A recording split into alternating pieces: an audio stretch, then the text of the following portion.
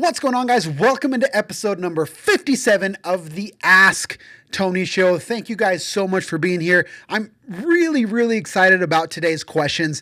There's been a lot of interesting things going on in real estate. We've had some deals go south, some deals go north. We've had people getting all sorts of weird situations. So I want to talk about it because some awesome questions have come up over the last 2 or 3 weeks. So let's get right into it.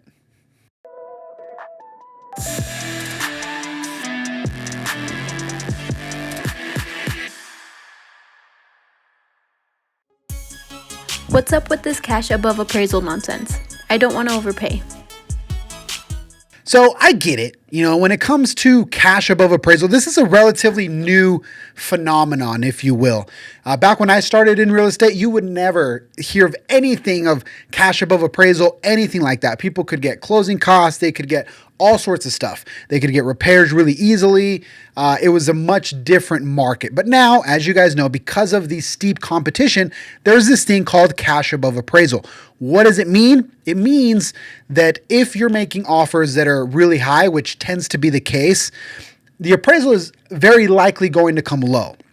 So when that happens, if there is an appraisal contingency, the expectation is that the price can be renegotiated. So the seller understands that if they take an offer that's really high above list price, then there's a really high probability that the appraisal is going to come low and they're going to be asked to drop that price. So what the cash above appraisal says is that if the appraisal comes low, I'm willing to put $5,000, $10,000, $15,000 above that amount to kind of make up the gap, to kind of cover the gap and make up the difference. Now, when it comes to this idea of not wanting to overpay, I completely understand it, but there are two concepts that you have to remember here.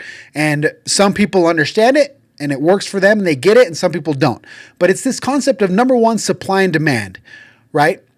And I always use the example of sneakers because I love sneakers. I buy sneakers all the time. But why is it that Nike can make a shoe and sell it at retail for $150 and then shortly thereafter it's worth $3,000? Why is that? It's the same shoe. The shoe hasn't changed. It's still worth $150. That's what Nike sold it for at retail, but people are paying $3,000, $4,000 for that shoe.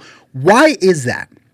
And the reason why is because supply and demand, right? When there's not a lot of supply, maybe it's a rare shoe, a lot of people want it, it's a cool style, it's a new colorway, it's really rare, people want it, and people are willing to overpay for that sneaker. That is a very common example that, when you apply it to this, it kind of works the same way. Right? How bad do you really want that house? There is a market value, which is what the appraisal gives you, just like there's a retail value for a sneaker, but then how much are you willing to pay? And so because the market is so competitive, it has become somewhat of a bidding war where whoever is willing to pay the most is going to win. It's become eBay. And so a lot of people don't like that, but that's just the reality of the market, right? That's point number one.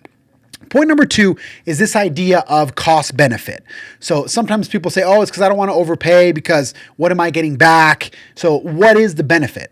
And so the example that I use when I talk about this and when I train this concept to agents is the concept of, for example, if you go to a sporting event, right? Everybody's in the same stadium, but if I'm here and you're 10 rows ahead, you paid more than I did. So if I want to be where you are, it's going to cost me more money to do so. If I want to be closer, that's the benefit. Or for example, if you go to a theme park, I can pay extra money to not wait in line with everybody else. So there's an added cost to that, but then there's an added benefit to that, if you will. So these are common examples that we see in everyday life.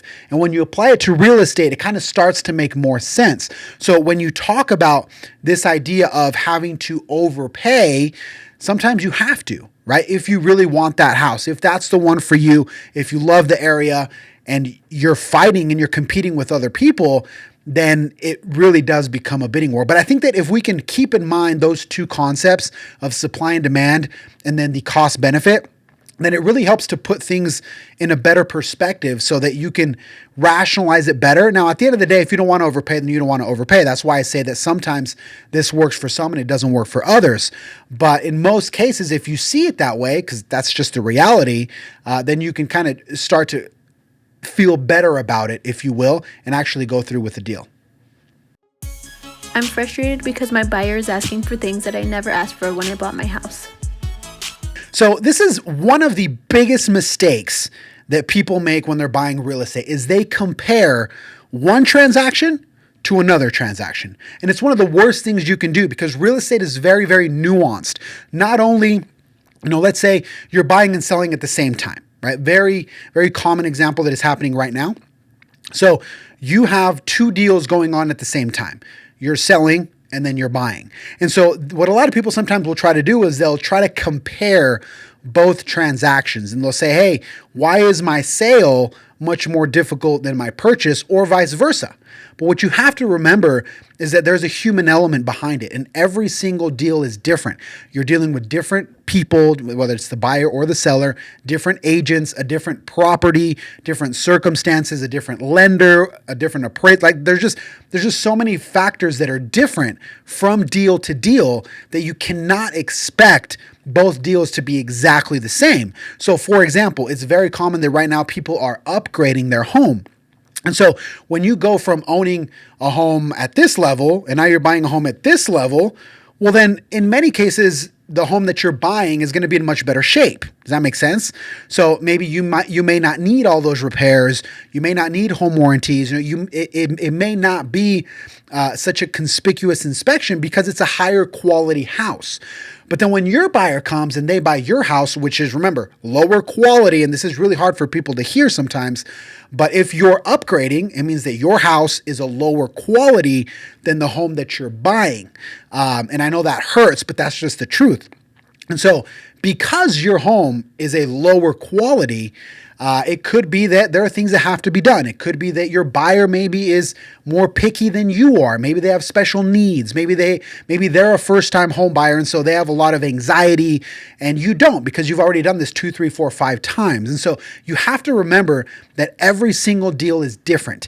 And if you try to compare one deal to the other, you're going to lose every time. Just like in life, right? If you're always comparing yourself to others, you're always going to lose because you're always going to find something to criticize about yourself. And so always remember that it's about having win-win situations. And this is what I always try to explain to my people that are doing dual transactions. You have your buyer, and sometimes buyers can be annoying, sometimes sellers can be annoying, and I get it. But at the end of the day, you want the deal to go through because you need this one to close so that you can get what you ultimately want, which is your profit and your property. So it comes into this spirit of cooperation that has to exist from everyone. And when it gets difficult is when you feel like the other side isn't doing their part. But that's why you have agents, right? Our job is to try to bring all those different factors together and get the deal done. But again, the number one mistake that you can make is compare your one deal with either your other deal or a deal from the past or your friend's deal or your mom's deal. You're going to lose every time. I bought a new house and the builder didn't complete some repairs I requested. What can I do? So when this happens, what most people will do is they'll call their agent, right? They'll say, hey, agent, the builder didn't do this or they didn't do that. That's not a bad thing to do. Our job as agents is to help. It's to be there. It's to make sure that everything goes smoothly. But when it comes to builders, you got to contact the builder. Now, in many cases, you can do that through your agent. But I've had a couple of experiences recently where the builder will have their superintendent or their person in charge, and they'll say, hey, don't have your agent call me. Like if you have an issue, either call the warranty department or here's the number, or go through this other person that handles the warranties or whatever the case may be. So you want to go after the builder. Now, this is very common, right? And for some reason, it happens all the time that something wasn't done. They said that they were going to fix this thing. They didn't do it. And so when you're in that situation, you have two options. Option one is to not close. So you can say, hey, I'm not going to close until this is complete. And you have your right to do that if these were repairs that were negotiated and are in writing.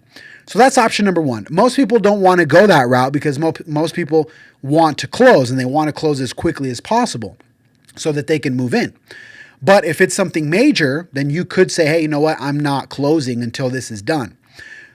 Option number two is to close and then try to go after the builder afterwards. Now, most builders are really cool. Honestly, most builders do a great job, but sometimes you have to go through this annoying process, if you will, where you gotta reach out to this person that handles the warranty, and then they gotta get back to you, and you gotta send them photos, and you gotta send this email to this email address, and you gotta wait for a response. And so it seems like a lot of blue tape or red tape, some colored tape to get to where you need to be, but that's just the process. So you gotta follow it. And make sure that when you make that decision, that it's a conscious decision. If you're closing without those items done, then you're closing without those items done. And hopefully the builder can do them. And in 99% of cases, they will. Sometimes you have to badger them just a little bit, but they'll do it. Or the other option is not close. You just have to be really sure and know what the consequences might be if you don't close. But you do have those two options every single time. A seller is asking me to let them stay in the house for 2 months after I buy it for free. Is that even legal? It's legal. It's real estate. You can do whatever you want. You can put anything you want in a contract. But a lot of people are freaking out right now because of this leaseback / extended possession arbitrage that is going on. And as I mentioned previously, it's because of the market. So the market dictates what sellers can or buyers can or cannot get away with. So one of the things that's happening is, and just kind of give you guys a little bit of context as to why people are doing this in the first place. So if somebody is selling their house and they have to buy another one to move, there is a clause in the REPSI, in the contract, that asks whether or not the buyer has to sell a home in order to buy the next one. And it's very explicit. It says, do you need to sell a home to buy the next one? So in many cases, again, as always, because of the competition, if you mark that you have to sell home A to buy home B, you're almost never going to win offers. It's very tough to do. And so what a lot of people will opt to do instead is they'll say, okay, I'll sell, get that out of the way. I have my money. I don't have to worry about my buyer canceling or it not going through or something like that. I'm good to go. So they'll sell, and then in the contract, they'll stipulate, okay, give me 60 days. Right now, the common number is 60 days. Now, 60 days, why? Because as soon as they sell the house to you, buyer, they have to start the process of finding their next one. So a closing can take anywhere from 4 to 6 weeks, depending on, all of the external factors. So they need some time to search for the house. They need time to make their offer. Sometimes they may not win the very first offer, so they got to, be in the hunt a little bit. And so that they'll ask for 60 days. Now, sometimes you can negotiate X amount of dollars for rent. So that can be done. It's called lease back, where you, buyer, are now the landlord. And so you say, hey, I will lease back the home to you for X amount of days at X amount of dollars. That can be prorated or it cannot be prorated depending on the situation. But there's also a thing called possession, where you just simply say, hey, I will take possession of the home 60 days after at no cost. You're not going to pay me. So in many cases, when there's multiple offers and there's a lot of people competing, the seller could say, I'm going to give priority to the people that will allow me the flexibility to buy my next house. That is very, very common. So what you have to think about is it worth it or not? Going back to question number one, the cost benefit. Like, sure, I'm going to have to pay, essentially, have one mortgage payment before you even move in, but that might be the difference between winning the house and losing the house. And 5 years down the road, when you're in the house that you really love, is it actually going to matter? For some people, the answer is yes. For some people, the answer is no. I've seen it go both ways.